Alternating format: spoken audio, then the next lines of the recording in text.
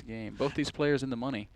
Yeah, and I want to remind everyone about the game that we saw between Naama and Thorzane, where everything was tied up. Naama chose this map again and did basically the Terran vs. Protoss style 1-1-1 Marine Tank Banshee. The early expand from Thorzane, tons of Marines there, but the tanks just dealt a little bit too much damage. And I really, really, really think that Naama, again, will almost certainly do that sort of tanking play. Generally on this map, the most common strategy is to do the one bunker right at the front of your base and then the expand. Looks like NightEnD has just gotten back. Both players have said good luck, have fun, and good game. We don't need to speculate any longer on what Naama's strategy could be. We're going to see it within the minute. Okay, I was going to speculate more, but I don't really have anything to add to everything that you've already pointed out, Day 9. We are looking at the loading screen right now. Wonder what's going through these guys' heads. What are you thinking in a tournament situation? You're one game away from elimination. How do you choose? How do you choose what builds to fall back on when it's so very important? I think the one thing that is so hard about a final match like this is there is always this stupidly strong urge to deviate from what you have practiced. I don't know why this is true, but this seems to always happen consistently. You'll see players do something they've never done before, and in the interviews they'll say, oh gosh, I don't know why, I maybe thought this and that. When you see players like Idra do roach all-in cheeses when he's never done them before in practice, it's when you see 2 racks bunker play, players are just not really in the mood for those long-term games, and you have to force yourself to play long-term, and I think that NightEnD is going to have the biggest struggle with patience in this game. I think Naama does have a little bit of the psychological edge as he has pushed NightEnD to the brink in both these games that have turned out to be a very, very close and exciting series. Yeah, of course, up in the top right-hand corner of the map is that blue Terran player. That is Naama.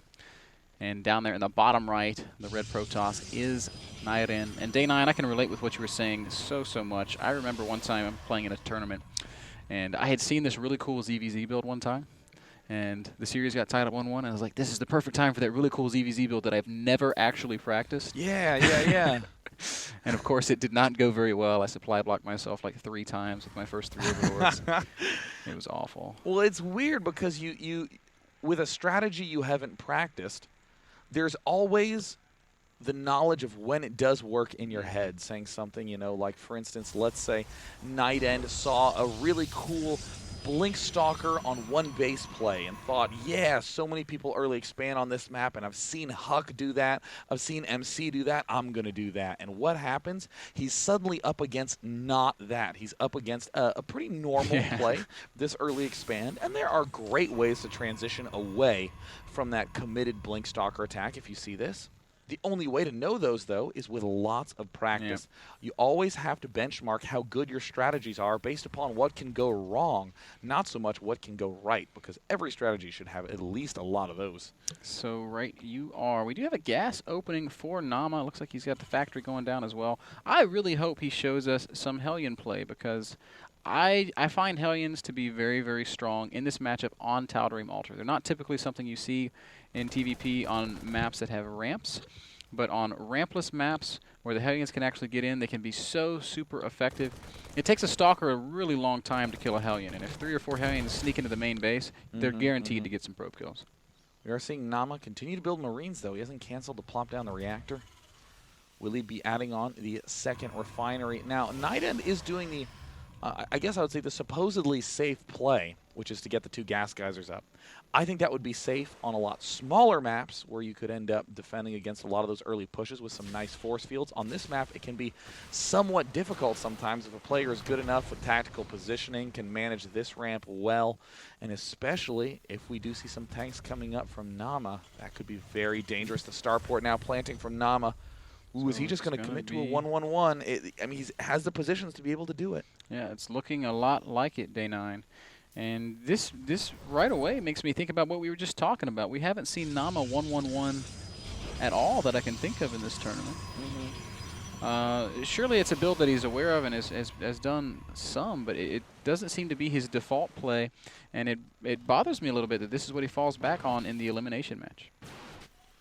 Well, at the same time, I mean, Naama's been doing the tanking play for so long, and once players came along and perfected the style and timing of those 1-1-1 plays, But Naama's a little bit happy now that he might be able to pull this off. He's going to poke into the main, and he's going to see the 3 gates, and immediately a Robo goes down from NightEnD. How unusual. Tal'Darim alter the map. Both players on 1 base. No expansions anywhere near soon. Will Naama see that Robo? I don't actually know if he spotted it or not. He did not see the Robo, only the 3 gateways. Warp gate is done. There we see those gateways switching over, so that's going to give a lot more reinforcement options for NightEnD, who's actually pushing out on the map and dropping a proxy pylon. He's going to get a bit aggressive here. Uh-oh. I do not like this play by NightEnD at all. I really think Naama has a clear sense of how he wants to play this off. He's going for the big 1-1-1 play now. He has finally finished all of those add-ons. He has another barracks incoming. It's going to be a very slow 1-1-1. Bunker's done, and this play from Naama is going to do a lot of damage.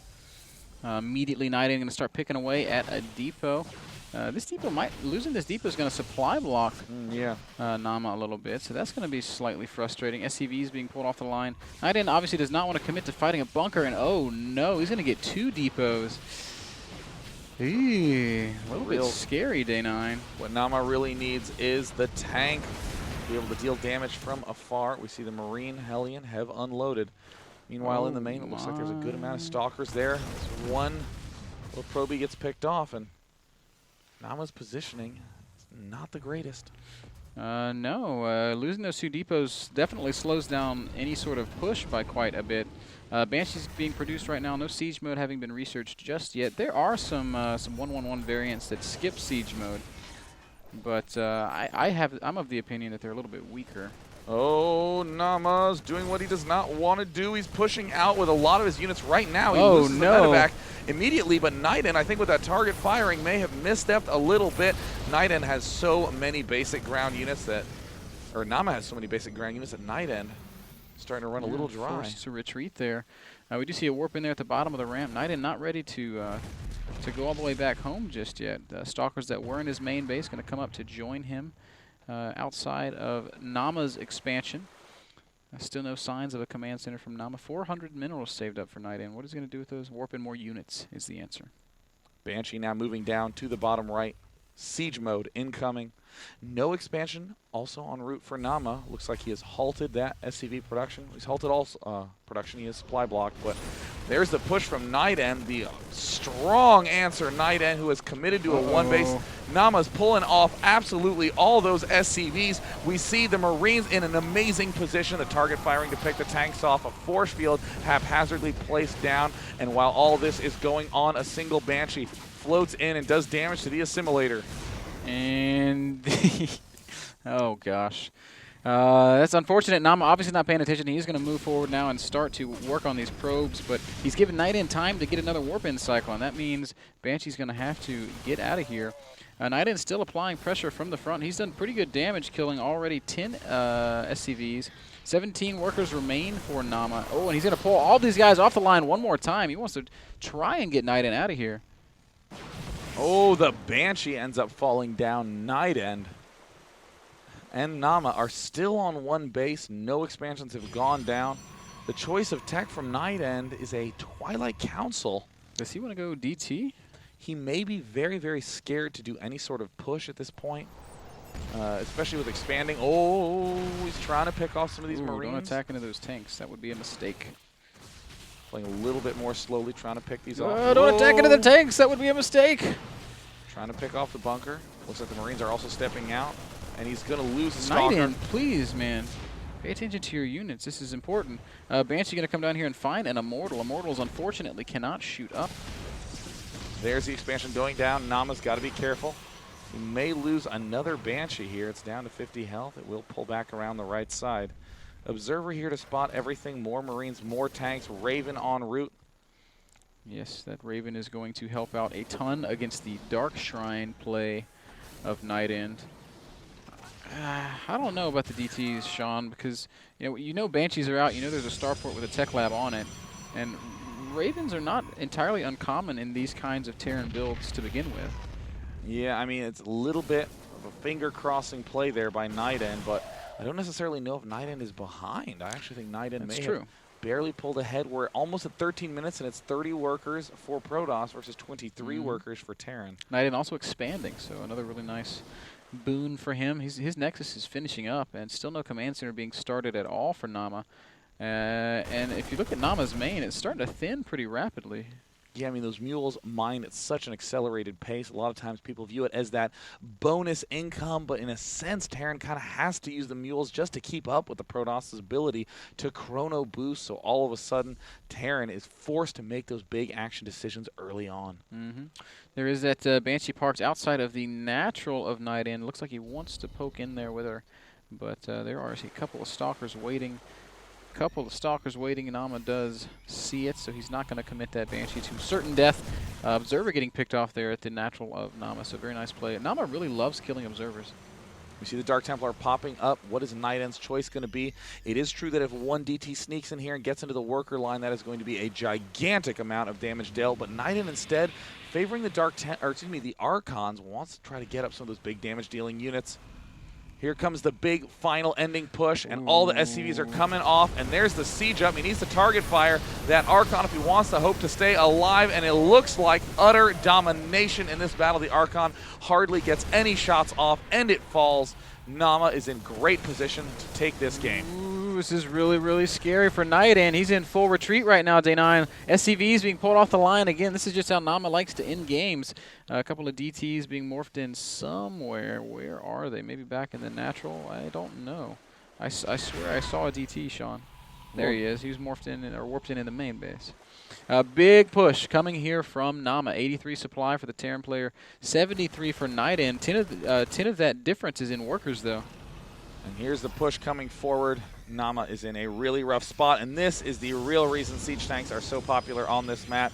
You can besiege the expansion. What can you do as NightEnD? This angle is near impossible to approach. Marines unloading a bunker, no doubt, will be planted up here on the high ground region. More DTs being constructed for NightEnD. And what option does NightEnD have, Mr. Bitter? He's going to have to pull some probes and hope for the best. There's 4 Immortals in the mix. They're going to kill those siege tanks so quickly, but look at all the tanks. There's the push. It looks like there are 6 siege tanks there on the low ground. The Immortals trying to step forward. The Marine count absurdly high. The Marines start to fall.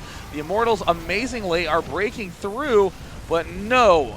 Naama has a few too many units. These players are dead even.